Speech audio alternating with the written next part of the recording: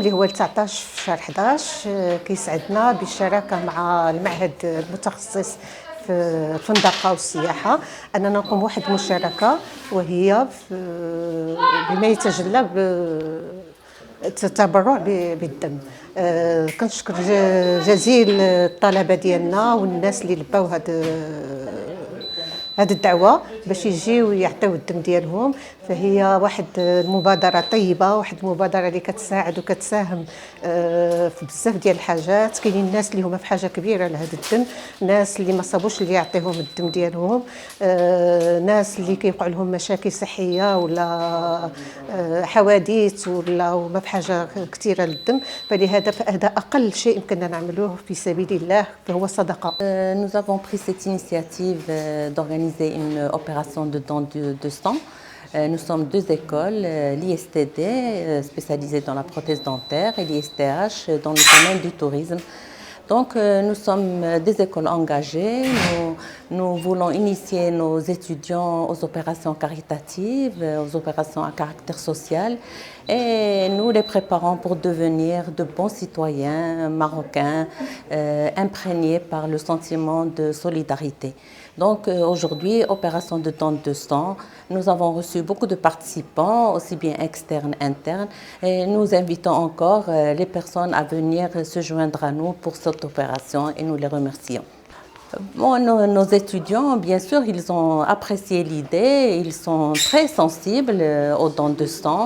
Et la preuve, on a eu un taux de participation très important. وهو أجر كبير عند الله سبحانه وتعالى، ويساهم أننا نساعدوا الناس اللي كيف قلت في الأول لأنهم في الحاجة. فالشكر الجزيل للناس اللي قاموا وشرفوا على هذه المبادرة هذه، والشكر الجزيل أكثر للفرقة اللي جات من مركز تحقن الدم باش تقوم بهذا الواجب هذا. كنتمنوا باش الناس كلهم يكون عندهم قابلية أنهم يستجيبوا لهذا النداء، فهو نداء إنساني وطني كيساعد الناس.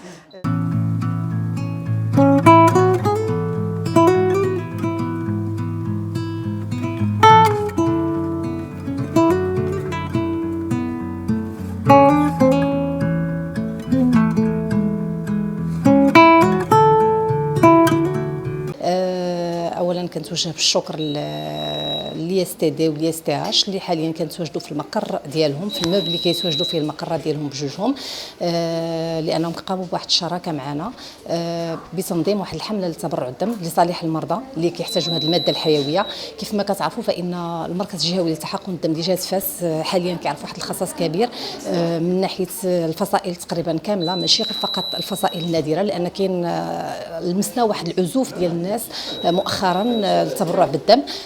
دونك تنشكروا هذه المبادره الطيبه ديال هاد المؤسستين اللي فكروا في تنظيم هذه الحمله للتبرع بالدم باش نقربوا اكثر للمواطنين، باش نقدروا نجمعوا هذه الماده الحيويه او هذا العلاج لهاد المرضى اللي محتاجين ليه.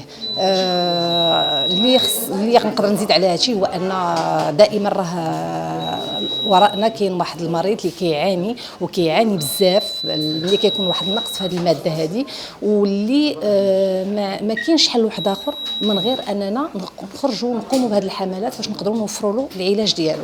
فهو كدواء اللي ما يمكنناش نصنعوه، ما يمكنناش نجيبوه من شي بلاصه، الا ان المصدر ديالو الوحيد هو هذا المتبرع. فمرحبا بكم في المركز ديال تحقن الدم، كيفتح الابواب ديالو من يوم الاثنين الى يوم الجمعه من الساعه 10 الى الساعه الثانيه او الثالثه بعد الزوال. وكذلك تابعونا في الصفحه ديالنا في الفيسبوك، غتلقاو البلايص اللي كنمشيو كنديروا فيهم الحملات اللي كدار بواحد الطريقه اللي هي مكتفه. فاحنا كنبداوها من الاثنين حتى نهار السبت، واحيانا كنديروا حتى 2 حملات في نفس النهار. فمرحبا بكم باش نازوروا هاد الناس ديالنا وباش نكونوا سند لهم في هذه المحنه ديالهم باش يقدروا حتى هما يدوزوها. وشكرا لكم جميعا.